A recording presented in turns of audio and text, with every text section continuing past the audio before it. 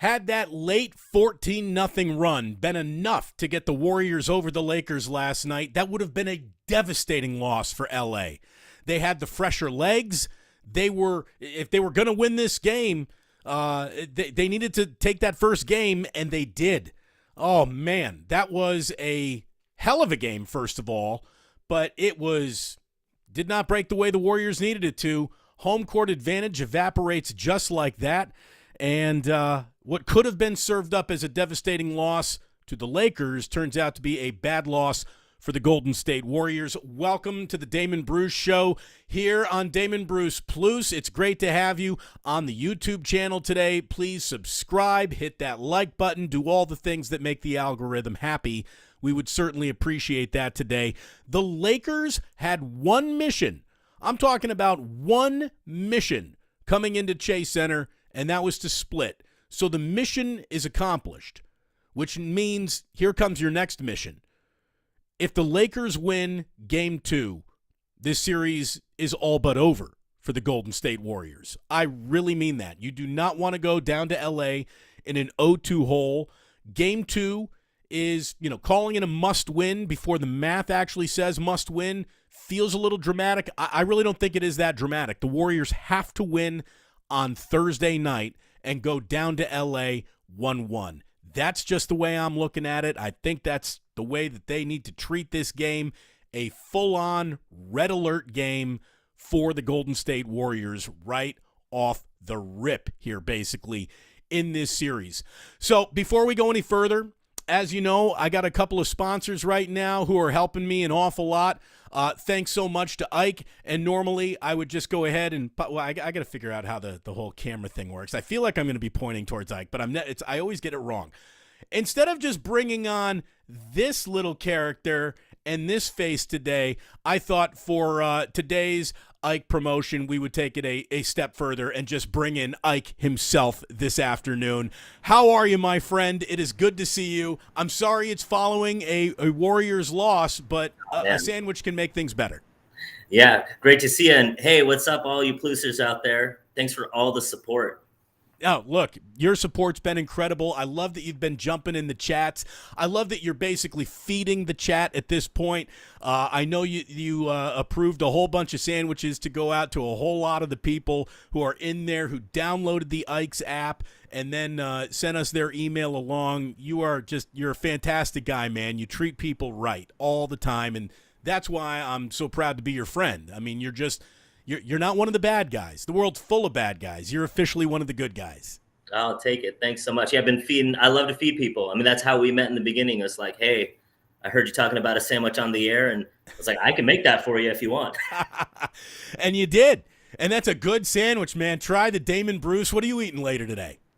Me, I'm probably going to go with, for today, I'm in Phoenix out here doing a quantum money mindset class that I'm teaching. And they have a sandwich called Shut the Chuck Up. And I'm probably going to eat that in the honor of the Warriors. You know what, too?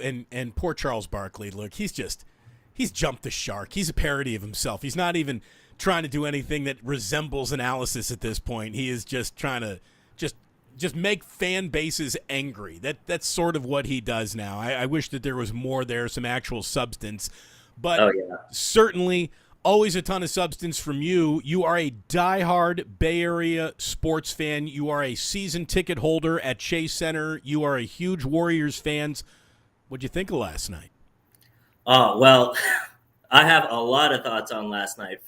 Firstly, the Lakers for sure had Curry. They knew he was just going to try to go to the rack, but I also saw Curry being afraid of contact. He was in the first quarter. He was trying to navigate around LeBron instead of just go at them. Like, they had no free throws, and a lot of it was because they also didn't attack the rack. No, there was look for contact. Look, I don't think I would do very well going up against LeBron either. I mean, that is just a mountain of a man, but he is Curry got locked up, and he got caught up in traffic when he was off the ball in a way that Darvin Ham did a really good job coming up with that defensive game plan. I thought Vanderbilt for the Lakers last night did a great job on Curry. Schroeder did a really good job on Curry. Game 7 Curry was nowhere to be found. In one good indication, I think, though, going forward, why you still got to believe the Warriors can win this series, is Game 7 Looney. He absolutely was out there to be found. Another extraordinary performance from a guy who has gone a lot further than, a role player, even though he's a starting member of the team. People call him a role player. He's turned into something different this postseason. Well, I heard you've been saying lately that you don't think he's a Hall of Famer. And last night I was thinking, you know what? If he does this like every other game on a team that wins another title, or maybe two, maybe. The Hall of Famer? I don't know. But look, he could be like the Dennis Rodman of Steph Curry. Maybe. We got a long career still ahead of him. Believe it or not, he's only 27 years old. That's amazing how young he still is, and he gives off so much old man vibe. How's things going in Phoenix? How many restaurants are we up to now, Ike? We're opening number 96 on Monday in downtown LA, so just about 100. Phoenix, we've got 10 out here right now. Wow. Started seven years ago, started in my second state of Phoenix, and now we're already at 10 here. Man, that's incredible. That is absolutely incredible. At what point are you going to start pushing eastward? At what point are you going to start invading? I'll tell you how you do it, and I need to tell you how it's done. This is how you should open up a sandwich chain. I take my advice. I'll do it. Yes, tell me. College towns, you know that. Yeah. You get the college kids, you got them for life, man. There needs to be an Ike's in Bloomington. Yes. How do we get Ike's to the Big Ten? Well, you might not like this, but we're opening one actually this at the end of the year, close to Michigan State. So we will be Big Ten country soon, and then that just means the rest of the area too. I like it. That's sure. I'd love to be in Bloomington. I know some folks that went out there, as you know. Yeah, absolutely. One of them's right here. Yep. Look, man, it is so good to see you. It's great to have you. I know that there are things that you can't announce, but there's an Ike's coming into San Francisco sooner than later, I'm guessing? Yeah, we've got a big announcement coming soon for San Francisco. The next Bay Area one that I can talk about is we're opening up in Brentwood in mid-June. We'll have a big grand opening there. We're doing El Cerrito, Fremont, San Leandro. So we got a bunch of Bay Area ones. I know it seems like I've been neglecting the Bay, but we've got at least 4 more coming in 2023. That's awesome, man. When store number 1 Hundo goes, is there an actual, do you know what will be the 100th store? Well, we're waiting on permits. Hopefully we can get it so the San Francisco one becomes the number 100th. That would be a great full circle time. But we'll see. Think of the fun we could have that day. Think of that party. Think of the show we will do together from that location. If it indeed, yes. How about this? I don't care if it's number 99 or 101. It's going to be a party no matter what, man. Your support and your loyalty has meant so much to me, not just right now, but throughout the years. You've been a good friend for a long time. I want to thank you for everything. Hopefully the Warriors turn things around here for you, for me, for everyone involved. And let's see each other soon, man. You're such a globetrotter. When are you actually back in the Bay Area? We got to get together, do a little dinner. I'm doing a shoot in mid-May and then again in mid-June, so let's try to make that work out. A shoot. Look at you. What a superstar. Yeah, that's the plan. International sex sandwich symbol. Sex sandwich symbol. I love it. Ike, thank you, buddy. It's so good to see you. Thanks for coming on today and making a little bit of time. How was you just did the George Lopez, golf event, or how'd that go? It was a birthday party last night. Birthday party. It's his annual. He does birthday party and charity golf gala. That was awesome. I've already met a bunch of these guys, but Joe Pesci was there, Don Cheadle was there, George Lopez, obviously, Cedric the Entertainer. We're just feeding them in between rounds or in between holes. And we have a few poses with the cardboard cutout. So you'll see some stuff on social media coming out soon on that. By the way, you got to send me a cardboard cutout so I can have a co-host right here. I'll just have Ike right behind me, just lording over me. It's on the way. You should expect that soon. Tell Jillian to make sure when it comes or whoever's at the door, maybe Jack can answer it and sign for it. Just scare the hell out of him with a life-size Ike. Jack, wah! It scares me when one's in the room and I'm not expecting it, so I don't doubt it.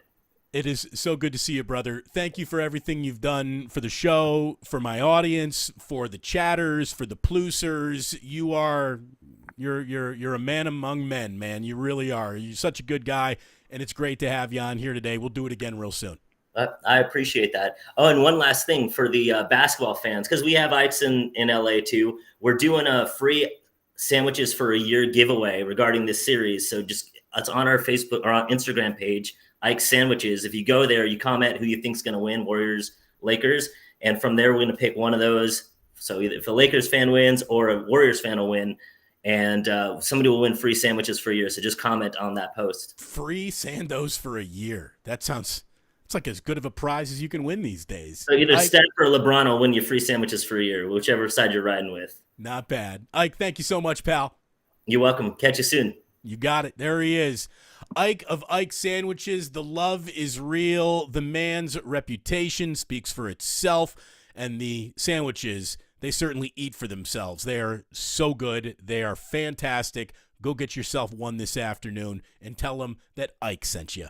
Thanks so much for him to coming on by. It really means an awful lot. We have an awful lot of basketball to get into today. I know the chat is probably loving the fact that Ike did a cameo. Oh, yeah. Oh, yes. We got people excited to see Ike. My man Otis Bird III. That's big time. Talking about 100 stores about to open. We got requests for a little North Bay. Ooh, a new San Francisco location. Can't even tell you where it's going to be. Ann Arbor next. Well, if he's going outside East Lansing, he needs to come to Bloomington. Here's the thing. As long as he doesn't go to West Lafayette, if I find out that Ike's is opening close to Purdue, I'm going to be deeply offended, and we might have to break this relationship right there. But outside of that, I think the relationship is strong, and we're going to be just fine. How about little Sonoma County? Could I get an Ike's up there? We got Joe saying, love those Ike Sandos. You know what I'm talking about. And my man right here, rocking New Era 84, Ike, a Hall of Famer.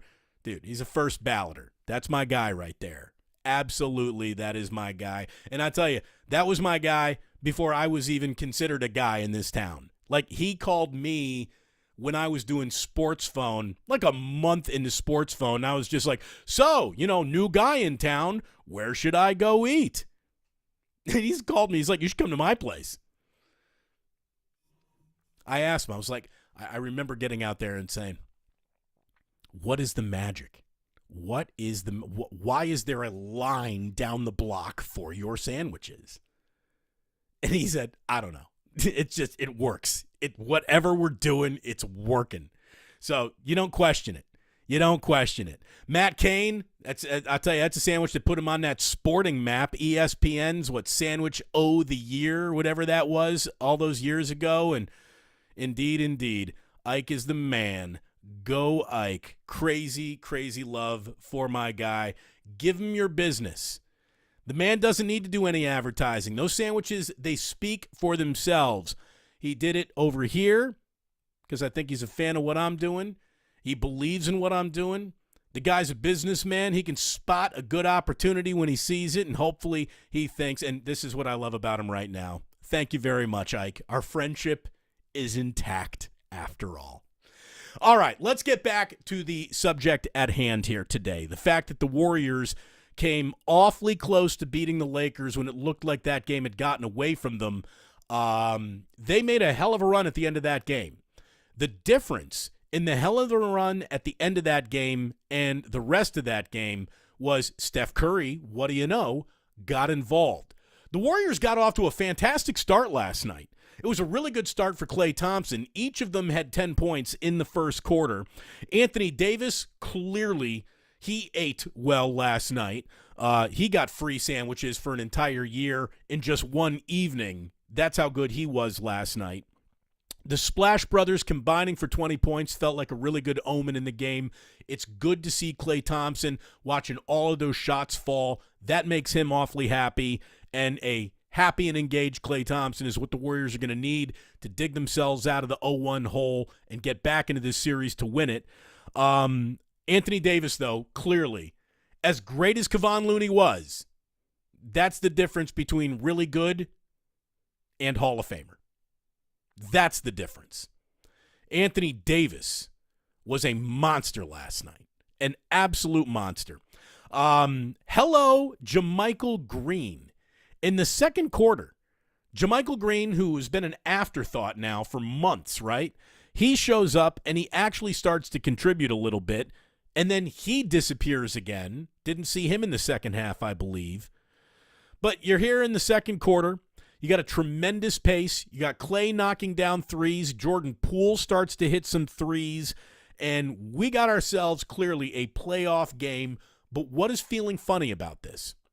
And I'm not saying that anything funny was up, right? I'm not saying that the officials were giving the Lakers a benefit of the doubt that they weren't giving the Golden State Warriors. But look, the Lakers don't play foul-free defense. They are the best team in the NBA at not sending their opponent to the line, and they're very good at getting to the line. Even though they're not particularly great at the line, they go to the line. They get a level of superstar treatment that the Golden State Warriors are just never afforded, and not afforded on their home court either. I mean, it's ridiculous. By the way, I guess I can take the headphones off now. I guess I can take these off right now. But look, you get the Lakers going to the line 17 times before the Warriors shoot one free throw. I know jump shooting teams go to the line less than teams that attack the basket aggressively and blah, blah, blah. We get it. I get it. The Warriors don't seek the rim enough to go to the line often. But the amount of 17 free throws over there, none over here, that felt a little out of place, especially on the Warriors' home court. Meanwhile, Kerr is worried about his team running out of gas. You can see that in this series. You can absolutely see that in this series. Jonathan Kuminga has the freshest legs on the fucking planet right now. Put him in the game. See what he does in this matchup. Just get him in there. Maybe something against a tired Lakers team happens for him that didn't happen when he went out and played a Sacramento team that could meet him in athleticism and get up. To me, Jonathan Kuminga was a huge oversight to not even give a single minute to. Not because last night's game, as much as it felt like something really happened, and look, the old cliche that the playoff series doesn't start until somebody wins on the other team's floor. So the series has started, everyone. But in a feeling each other out game one, not a minute for Kuminga. Okay. Anthony Davis has a double-double with 2 minutes left in the first half. It's the first time in his playoff career he's ever done that. There were some real bad signs when you started looking at the halftime stats. You had the Warriors hitting 13 threes to the Lakers only 1, and they're down. I mean, that right there is the first time I said out loud, uh-oh. I mean, the Warriors just played really well. They shot decently. They're getting more shots. They're getting more possessions. They're rebounding well. Looney's looking good. Clay's looking good. Steph, nowhere to be found in that second quarter, and he remained nowhere to be found until about midway through the third. There are a lot of things that should have added up to the Warriors are not just in front, but they got a little lead. But because the Lakers are on the free throw line, every single time we looked up, man, it wasn't a good halftime box score read. That's when I thought Warriors might be in a little trouble here. So the third quarter starts. Brian Anderson is literally talking about how the Warriors are getting killed in the paint at this point. And Wiggins has a huge putback dunk. Again, he was playing aggressively and springy, and he's got to keep that up, and he did a real nice job defensively on LeBron last night. But the Lakers have pushed this sucker to 10. You got Poole hitting a 3. That's already his 5th of the game. And then right when it feels like, okay, a little momentum's coming, Draymond gets a tech for barking at Ed Malloy. And he actually was begging to be teched a second time after a free throw is shot and there's a little bit of a cool down period. Draymond just couldn't stop talking to Ed Malloy. Thank you for not throwing Draymond out of that game, Ed. You might have been in the right to, because you were getting yelled at right here by a guy who set a moving screen. But of course, Draymond can't see the fouls that he commits. So, you know.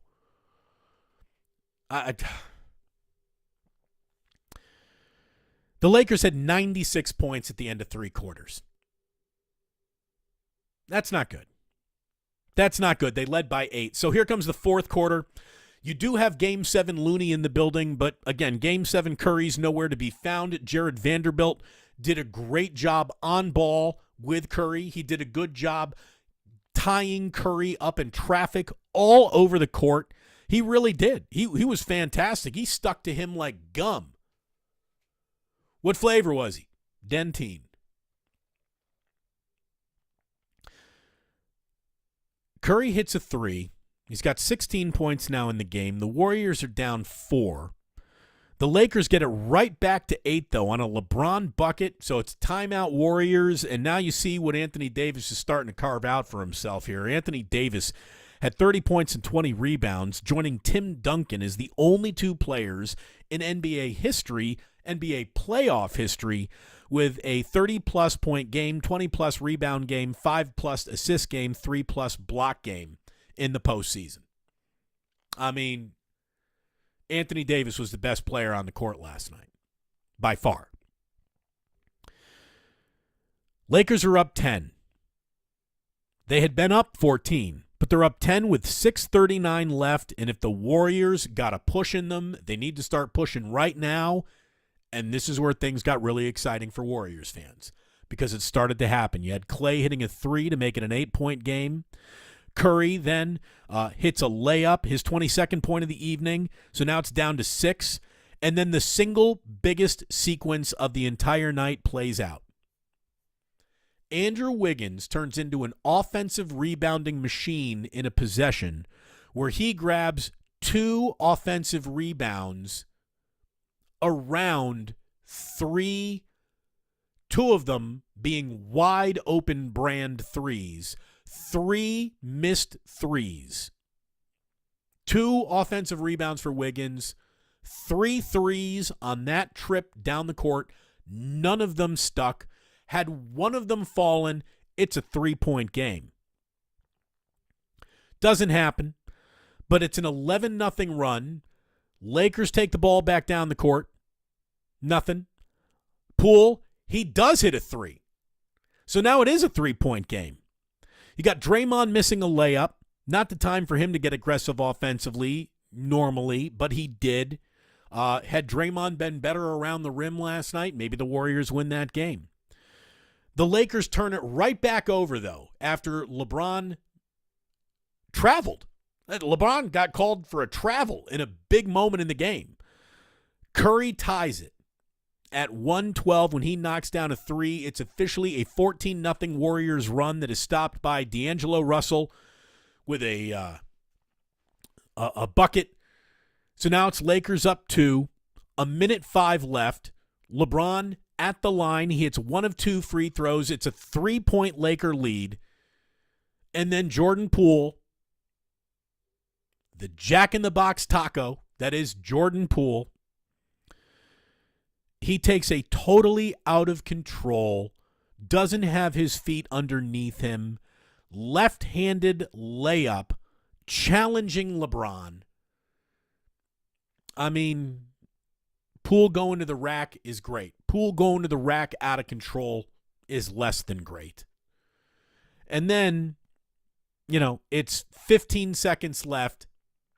Jordan Poole unleashing a 38-footer. 2 awful shots by him in the 2 had-to-have-him possessions of the game. And what Jordan Poole giveth, he taketh away a little bit later on. If you subscribe to the Damon Bruce podcast, you can listen to the conversation that I've had with Nick Wright.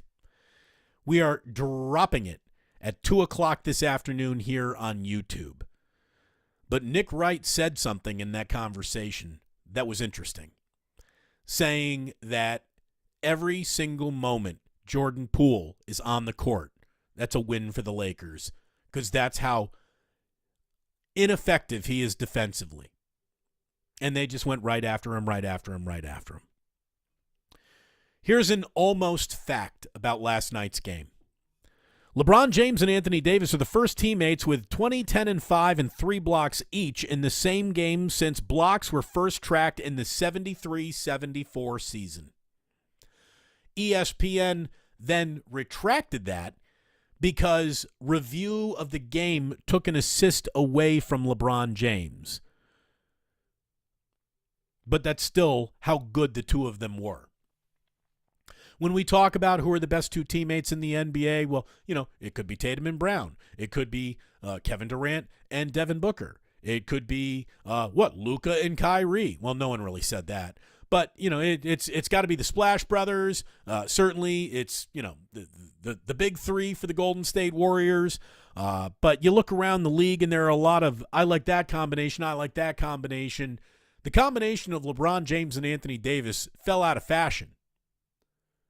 And, I don't know, what about Embiid and Harden?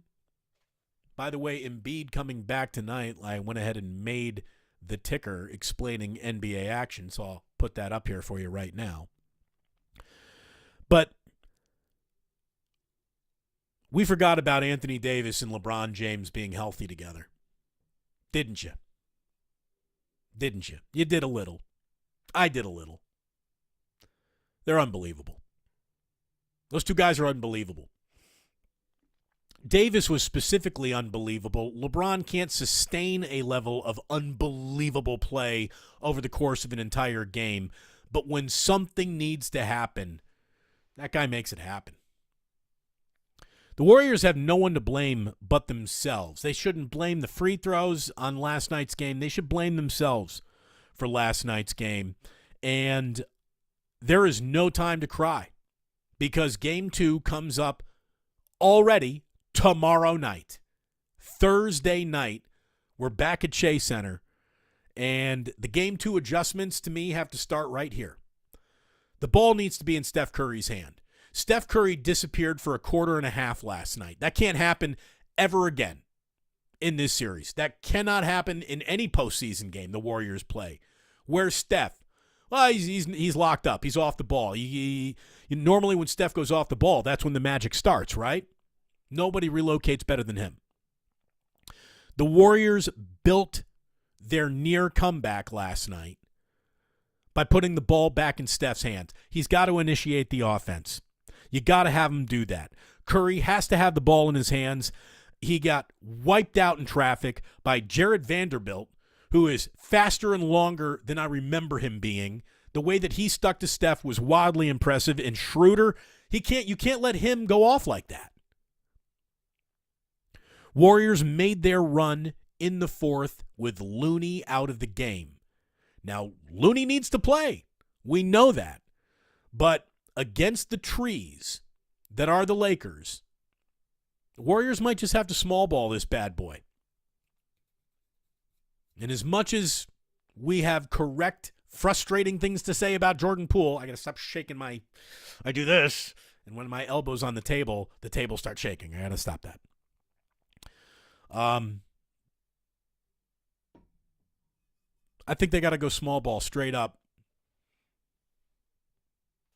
You got to look. It needs to either be Wiggins at the 5 or Draymond at the 5, and then maybe just go Curry, Clay, Poole, and Gary Payton II, who didn't have a good game. Dante DiVincenzo, dude, you got to get more aggressive. You got to hit some shots. You can't have these I didn't score tonight bullshit games. You can't. It can't happen. Do you think Andre Iguodala can actually nut up for fucking once this year and give the Warriors some minutes? Does all he have left in him is hand claps? What a waste of space Andre Iguodala is. And I don't want to hear a word from Steve Kerr about, well, you don't know about how much he does and talks to this team and gets guys ready to play. Dude, your guys weren't ready to play all fucking year. For the most part. And what you need is another body who can be ready to play. And if that body can't be Andre Iguodala, his body shouldn't be on your bench. If he can't take the tennis balls off his walker, don't even bring him to L.A. Make him watch it on television. Andre Iguodala. Nut up and go play, old man. You're needed. And you're not going to be needed for 25-minute stretches. You need 10 minutes. 10 minutes. 10 important minutes. Andre Iguodala's got to give this team something other than hand claps. Oh, but he helps these young guys break down film. Well, then how come the young guys on this team kind of suck then? And oh, by the way, is Jonathan Kuminga even still on this team? Because in a world where running out of gas is a problem, why don't you go get the man with the gasolina? I don't get it. I don't get it. Good to see Moses Moody out there a little bit last night. He didn't do shit.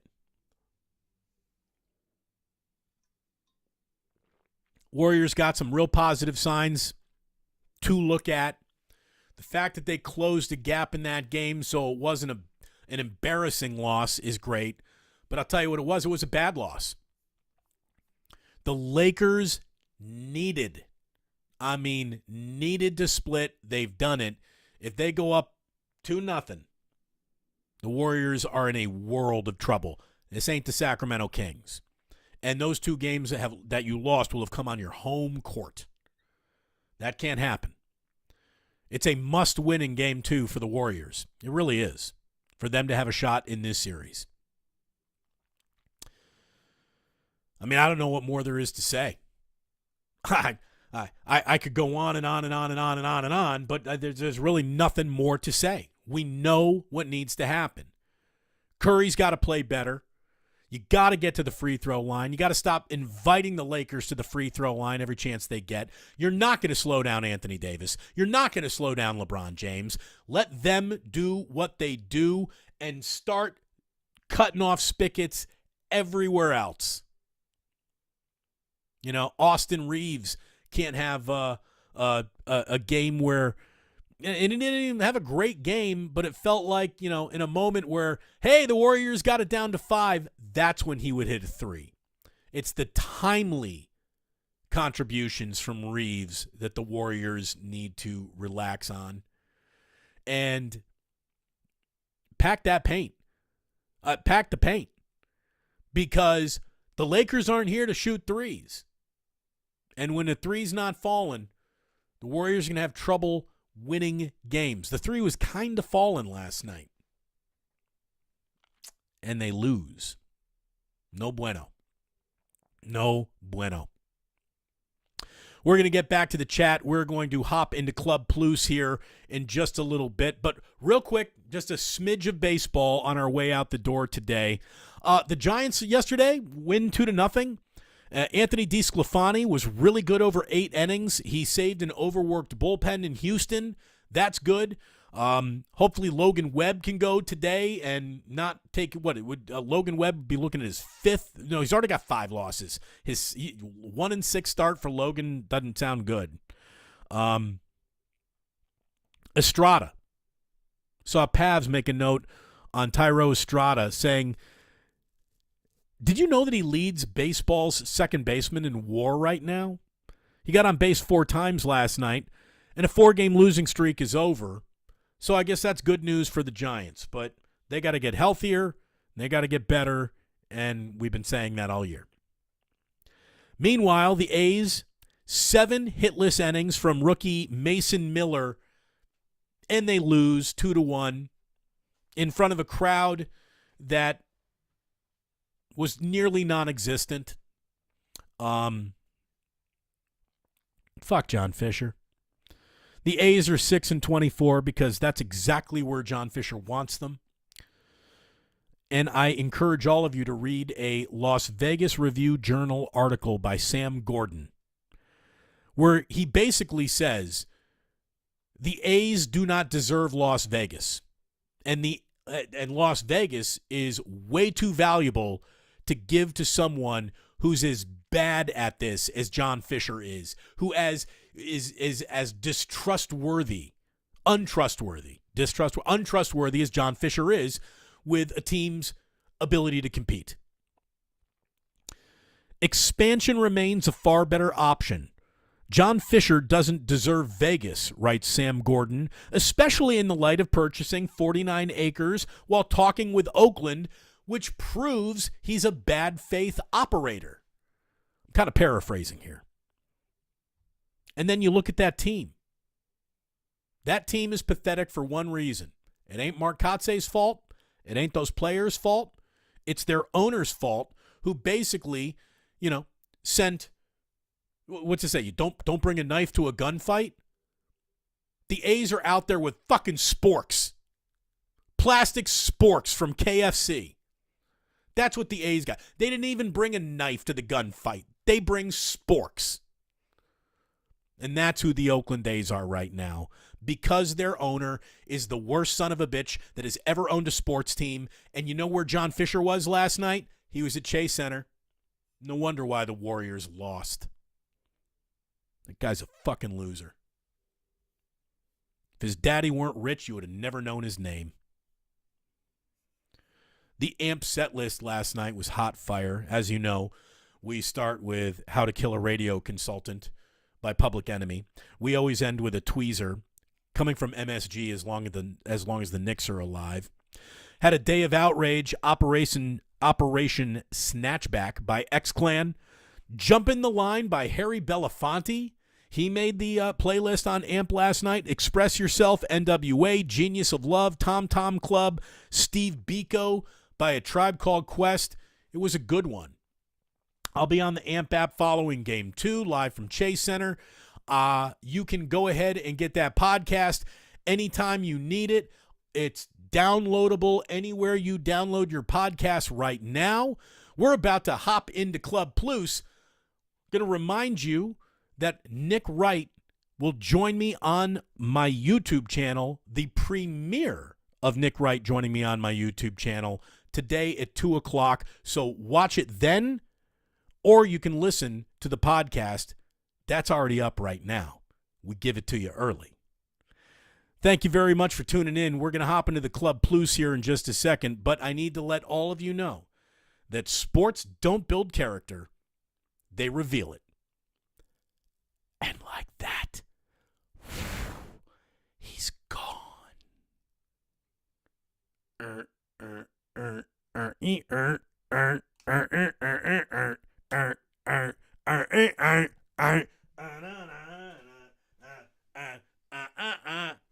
Let me talk about blackened whiskey for a second, because it's my favorite whiskey. It's my favorite whiskey in the world. And it's not just because they sent me this nice sign, and it's not just because they're sending me bottles, and now we got a partnership here. It is delicious. I love blackened whiskey. I love the rye. I love this cask condition bottle I got. It is fantastic. And I am sipping whiskey in front of the kids. Jillian gets to have her glass of wine. I get a whiskey, and I'm one rock, not even on the rocks, just one rock in there. A little water starts to open up flavor notes, that burnt caramel, that toffee. Oh, it's so good. Blackened. Carrying it out here proudly, like Hacksaw Jim Duggan, baby. Ayo! Thanks to the boys in Metallica, and thanks to my buddy Charles, who set that up as their rep. I love this thing. I'd carry this around with me all the time if I could. All right, let's hop into the Pluce. What do we got here today? What's going on, Club Pluce? Oh, well, Jillian's calling me out already. She's like, you mean that one fancy ice sphere? No, I saved that for the Manhattans. I'm just talking about a little whiskey pour over an ice cube, but not the big golf ball, not the softball one. We're not doing that one. But yes, indeed, Jillian, so classy. So classy. Let's see. What do we got here? Mitch tried blacking for the first time last night. It's great. Mitch, thank you very much. Love showing everyone that people who are in the Pluce Club Pluce, are incredibly supportive of what we're doing over here. The fact that you're already out there picking up bottles of Blacken means a lot. Thank you very, very much. Damon, when you pull out the Blacken thing, we need it to sound like a lightsaber. Michael, thank you. Yeah, we do. We absolutely do. What do we got over here? Club Pluce clothes. Yeah, go ahead. Put on your Club Pluce clothes. Whatever that means, Mitch. I don't even know what Club Pluce clothes would be. What is the dress code here? I don't know. I'm wearing like the same pair of Lululemon pants every day for a month now. What do we got over here? Puff Puff Pluce. True Blue forever. Thank you very much. Thank you very much. Nick Wrong on the podcast with D is dope. Look, he's good, man. He's great. And there's, people who feel this way. F Nick Wright. R.I.P. Cougar Rebel. He's really good at what he does. And the fact that he makes you angry means it's working. How about this? Otis Bird III. Good question, Otis. If Vegas rejects the A's, what will be the A's plan? Kind of surprised that the A's don't have a plan B if Vegas falls through. You shouldn't be. They're terrible at this. I really hope that Vegas says, you know what? No, John Fisher, we are not allowing your team to relocate to this. Vegas would do so much better with an expansion team than with the A's. I saw a city councilman basically in Vegas say, you know what?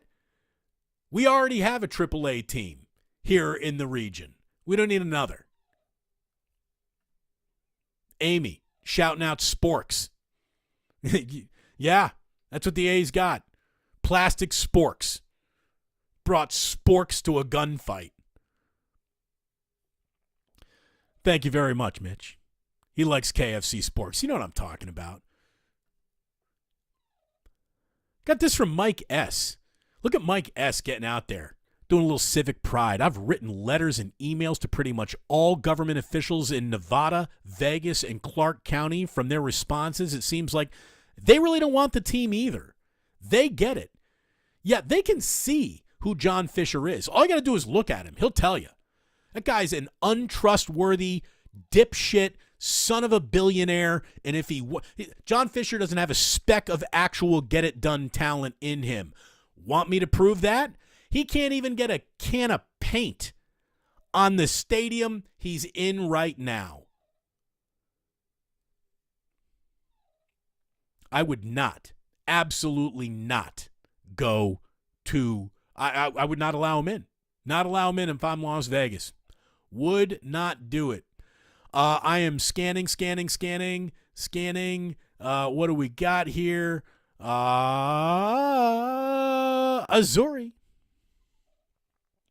I can't see this Lakers team beating the Warriors 3 more times. When they got the whistle all game, AD went nuclear, Dre was terrible, Steph disappeared for 2 quarters, and we still almost won.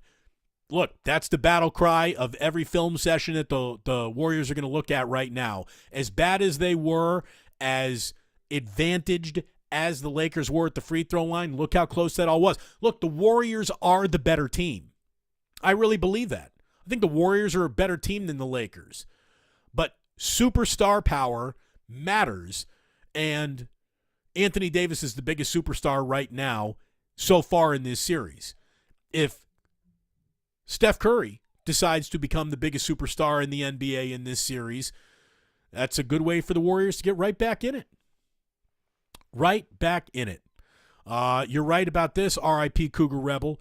Anthony DeSclafani is the bright spot right now in the Giants season. Where are we? The Rodfather, the Jordan Bull, Jack in a Box taco comparison, it's perfect. His defense is transparent. You can see through those things. You can see through those tacos. Again, They're equal parts disgusting and delicious. And that is Jordan Poole. Equal parts disgusting and delicious. Delicious? Delicious, I believe is the way it is properly pronounced. 26-6 at the free throw line pretty much explains it. Over the AD hype, he won't last. Look, an Anthony Davis injury, him on the ground grabbing a knee or an ankle has happened so often that you can almost kind of expect it to happen like a Chris Paul injury. If it doesn't, if he keeps playing like this, look out. Look out. I always like to scan for anyone who might have thrown a little cash in that tip jar, although I do believe we have any today. So that's all right. Doesn't mean that I don't feel the love. I feel all of your love all the time. The love is real. Oh, Postman in Capitola says, any thoughts on Dubon calling out the Giants for not using him properly and then smoking him on the other night? Look, Postman, by the way, thank you again, Blackened. I can feel my throat closing and my nose getting stuffy. Do I sound a little bit thicker at the end of the show than I did at the beginning? Kids are wonderful. They really are. Little germ factories. Look, Dubon didn't really say anything that was that disrespectful, but I'm going to tell you right now, players don't like to be platooned. You get to the major leaguers, you don't want to be a part-time player in the major leagues. You're supposed to be starters and bench guys, and you want to know, and today I'm a starter, tomorrow I'm a bench guy, this, that. Dubon should have been frustrated. And I'm going to tell you right now, guys think Kapler's a little weird. Straight up. How about Adrian right here? Watching the Pluce live from a beach in Costa Rica. I got to tell you, you're doing it wrong. I love it. I love the patronage. Thank you. Close the computer, put your phone down, stare into the ocean, enjoy Costa Rica. I'll be here when you get back from your vacation. Put your phone down on vacation. Be in the moment you're in. There is some friendly advice from me to you. Again, you don't need to go home, but we have officially reached the end of Club Pluce, which means you can. Oh, hold on. Look at that. I was about to go, and then True Blue Forever. Boom. Thank you for throwing a little $5 jingle jangle in there. I have a confession. I have to listen to the podcast because I'm too focused on the chat during Pluce o'clock. That's cool. That's cool. There is such a cool community that we have in the chat room that it's awesome that you guys have become friends over here. It's really, really cool. However you need to use the show best for you is how it's presented to you now. That's the beauty of the internet. It's where you need it, when you need it. Thank you very, very much. Mitch, thank you, buddy. Can't have an empty tip jar. Thank you very much. Here's $1 for every fan that was at the A's game last night. Mitch. I mean, I think we got to end with that right there. Although someone says, Kapler, strange, how? If I have to explain to you why Gabe Kapler comes off as strange, you must not get out very often. That man is way too manicured, way too manicured. He speaks in a level of trying to be perfect in every word that just comes across as a little manufactured. He doesn't seem authentic. He really doesn't. Now, maybe if he's just like that every day over and over and over again, that is who he really is. But he just comes across as weird, man. He comes across as weird, and I know that players aren't in love with the way he treats the clubhouse.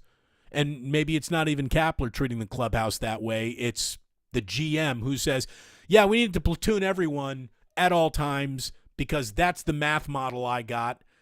And again, if you're using math to run a major league clubhouse, you're going to have unhappy guys in your major league clubhouse. Boom. Rob C coming in. Super chat.